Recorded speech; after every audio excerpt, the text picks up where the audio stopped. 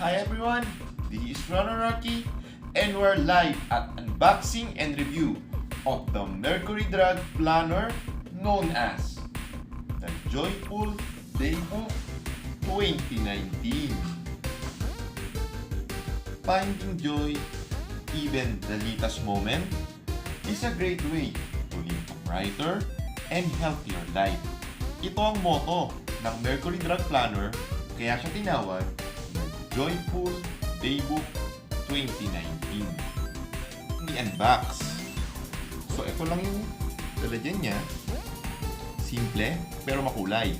Kasi ang Mercury Drug Planner colorful. Isa sa mga kinuha ko yung kulay yellow. Pero actually, the Mercury Drug Planner comes in 4 colors. The yellow, I have the red, and I also have the purple,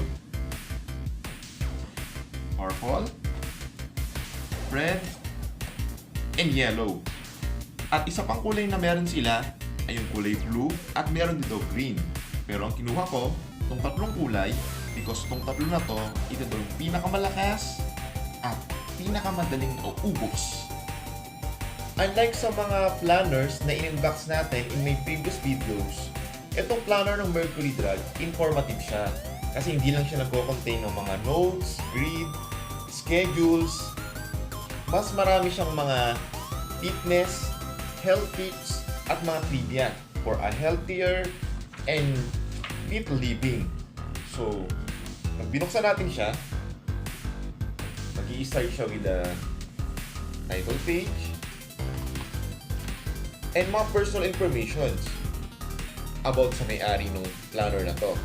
At mapapansin natin, nakalagay dito, may ailments, allergies, medications, may blood type, at ilan pang mga health details about sa may-ari. Makikita rin din natin dito yung doctor mo, contact number ng doctor, hospital, even PhilHealth number and Suki card number, which is essentials kung magpapacheck up man tayo. At pag tinignan natin yung mga succeeding pages, meron ding letter from Mercury Drug saying, Dear Suki. And of course, the usual, the calendar of 2018, 2019, down to 2020 with a list of 2019 holidays. At ito na yung listahan ng mga ating schedules for the next year. So, January, February, March, April, so on and so forth. Ganito lang kasimple yung listahan or yung diary or yung calendar ng Mercury Drug Planner kung saan mo susulat yung mga schedule or important dates na dapat natin tandaan for the year 2019. And after nitong mga dates na to, nag-i-start na yung mga stories niya. So, start with Joyful Daybook 2019. Ito na yung mga figure stories or yung mga inspiring trivias about health, wellness, and fit lifestyle. Pagkatapos nga ng first topic na about Joyful Daybook 2019, kung saan tinatalakay na how to put joy in every day, susundan na kagad mo ng blank pages or notes. Kung saan, pwede ka magsulat doon ng anything. At after nun, another topic ulit, which is about the bright mind. So, whether you are 25, 45, or 75, it's always good time to think about ways to keep your mind happy and healthy. So, ganito siya ka-inspiring. And after yung topic na yan, another blank page or pages. At eto, maganda to, 60-day mood tracker. So, for 60-day, itatrack mo yung mood mo. So, kasi karamihan sa atin, may mga mood swings. So, dito natin tatrack kung for 60 days, how many days pa tayo naging happy, naging sad, naging emotional, overjoy. So, it's a better way na matrack natin yung emotions natin. And of course, this is, since red naman ng ating pinipicture ngayon, kulay red yung bookmark. So, depende sa kulay niya. Kung yellow, definitely, yellow din yung bookmark. Gaya nito. After ng 60-day mood tracker, napakamarami niyang blank pages na pwede mong sulatan na kahit anong notes na gusto mo. Bago siya sundan ng panibagong topic, which is, I live, therefore, I am. So, tinatalakay dito sa I live, therefore, I am kung ano yung mga passion mo, what you love, implication, what you can do for a living, mission, what you can contribute to others, and even yung profession mo, what skills you have mastered. So, napaka-useful yan talaga, no? At napaka-inspiring. Dahil hindi lang emotions ang tinatakel, hindi lang about happiness, meron din dito kung ano yung passion mo, kung ano yung mga gusto mo, at ano yung mga skills mo. So, right after ng I live, therefore, I am na topic, meron lang ditong dalawang blank pages na pwede mong sulatan at susundan na kagad siya ng parang activity book. So, ayan, ang activity book na tinatawag na Finding My Ikigan. So, ano ba yung Ikiga? So, malalaman nyo yan pag inabil nyo itong planner na to. So, meron dito the basics, the combos, the true meaning, at meron ditong circle kung saan ililist mo dyan itong mga things na nandito. So, there's a passion, vacation, and profession. So, pinapakita niya dito na living in a balanced life, hindi lang tayo puro work, puro hobbies. So, there are things that we need to enjoy. At pagtapos ng activity part na to, series uli ng notes. Series of blank notes na pwede mong sulatan siguro ng mga activities mo or reflection mo during that activities or during a particular moment. And after ng activity na yon, another inspiring topic naman. Life's too short, step it up! So makikita mo dito how you conquering fears, get some sun, step away from steps, shape, circle, be control, losing up, at ilang pang mga bagay na pinapakita natin na how to live life in the fullest. Blank page again, after that, inspiring feature story. And after nito, merong tinatawag niya Adventure Bingo. So, bingo siya, mag-e-enjoy ka kasi para ka lang naglalaro ng bingo. Pero ang nilalaman nito, mga inspirational activities or hobby natin like volunteer at a organization. Pwede rin naman take up a new hobby. Meron dito out of alcohol and cigarettes, learn to a new music, join mountain hikes, at iba pang mga activities, mga fitness, health activities to be a better person, and of course, para maging healthy tayo. After ng bingo, another inspiring topic naman, or parang to do, which is breaking bad habits. So dito, tinutulungan tayo kung paano natin iwasan yung mga bad habits na nakagawian natin. For instance, yung paninigarilyo, pag-inom. So, yan yun, mga steps kung paano mo siya i-break. So, what do I want to quit? And, for instance, distract yourself with an activity, set reward, o kung ano pang mga bagay, all alternatives, para maiwasan mo yung mga bad habit na yon. Like, kung lagi ka naninigarilyo, ano yung alternative para maiwasan mo siya? At after nun, ano yung magiging reward mo sa sarili mo? So, nandito siya sa next topic. So, ganun siya kaganda, di ba? And of course, blank pages, bago uli sundan ng another activity. Another health activity, make it a habit. Commit to several changes in your life this year. And eto, parang may certification siya na I quit of this hobby, I am awesome. So, ayan, parang certification lang. Kasi nasabi na nag-quit na ako. At meron dito, 30 days to quit. Circle siya, change each day to let the official countdown begin. So, tinutulungan tayo unti-unti na makapag-quit ka dun sa bad hobby mo na yon. So, after ng quit activities, ang sumunod naman na topic, choose to live. Choose to live productively.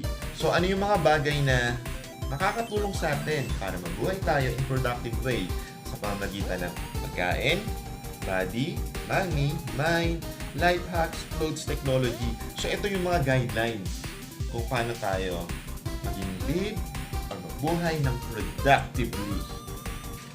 And after that, of course, another blank pages to another activity ulit. So, how was your day? So, parang may siya. Makikita mo dito.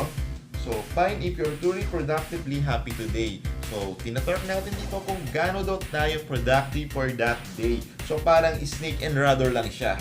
Meron ditong mga numbers and each numbers corresponds to an activity. Like for instance, I know someone made me laugh today, so I'll move 2 steps forward.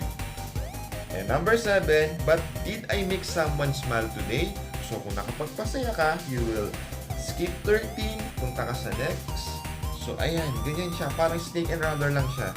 May corresponding activities para mag-move ka to the last step. And congratulations kung na-complete mo siya. After ng snake and ladder activity, blank pages of course, and of course, eto, panibagong inspirational story. It's all about the gratitude attitude.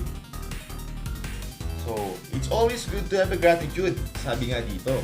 So, paano daw ba natin nagiging gratitude tayo? So, ano yung mga cause niya? Like, it changes your mind, it boosts contentment, strengthens relationship, gets you more Z's, promotes physical health, and encourages paying it forward. So, napaka-inspirational niya, di ba? So, ano yung meron sa gratitude? Para masabi natin na tayo ay magiging perfect person. So, after nitong topic na to, another 30-day thankful challenge. So, ayan. Like, simulan sa day 1 na sinasabi na, what memory are you grateful for? Number 2, what song on your playlist? Number 3, what skill do you have that makes you grateful?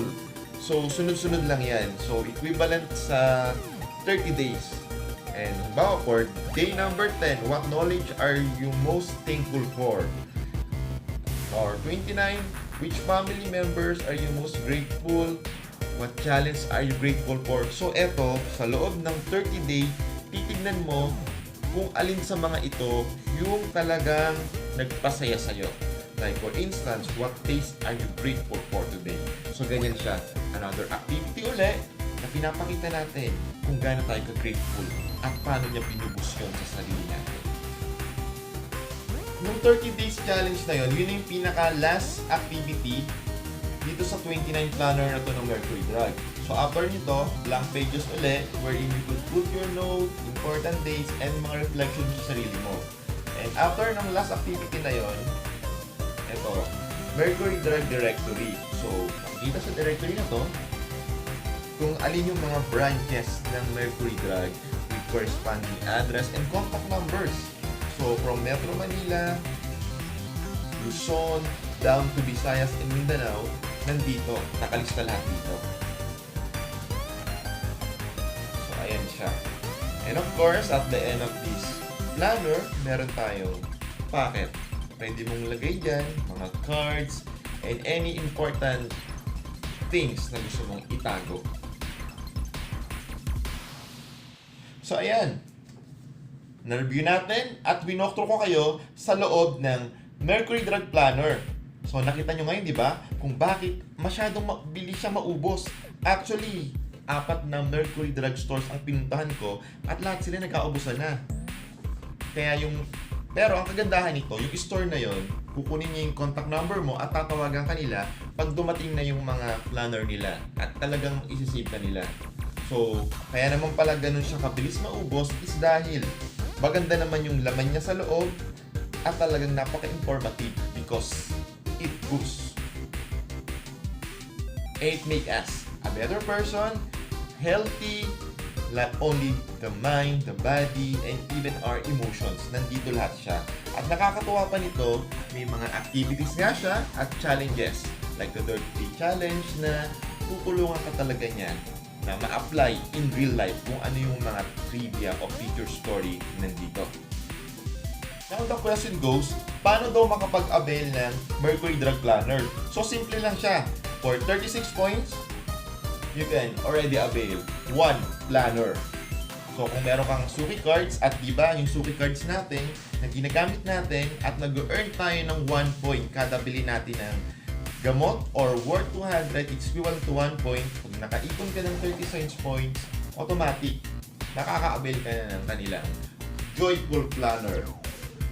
So kagaya nito, since hindi nahirapan ako mamili kung alin sa tatlo yung kukunin ko, ito bang yellow, red, or yung purple or violet, inabil ko na lang lahat ng tatlo na to. At nakita naman natin sa ating review videos, pinakita ko naman yung laman niya sa loob. At nagamit din natin siya lahat dito sa ating unboxing. So guys, what are you waiting for? Avail now ng Mercury Drug Planner. Baka mabilis siyang maubos, di ba? So habang maaga pa, avail na kayo. Kasi talagang mabilis siyang maubos. So maybe after December or even this mid-December, maubos na siya kagad. Kaya go na to your nearest Mercury Drug stores and avail the planners, the color of the planners that you want to avail for the year. So thank you, and I hope you enjoy one of our new unboxing video for the Mercury Drug Joyful Planner 2019. Once more, thank you for watching our unboxing and review of the Mercury Drug Joyful Daybook 2019. So, for more unboxing videos, exclusive video coverage, and one-on-one interviews of your favorite celebrities and personalities, feel free to subscribe to my YouTube channel via youtube.com/RonoRocky. See you there!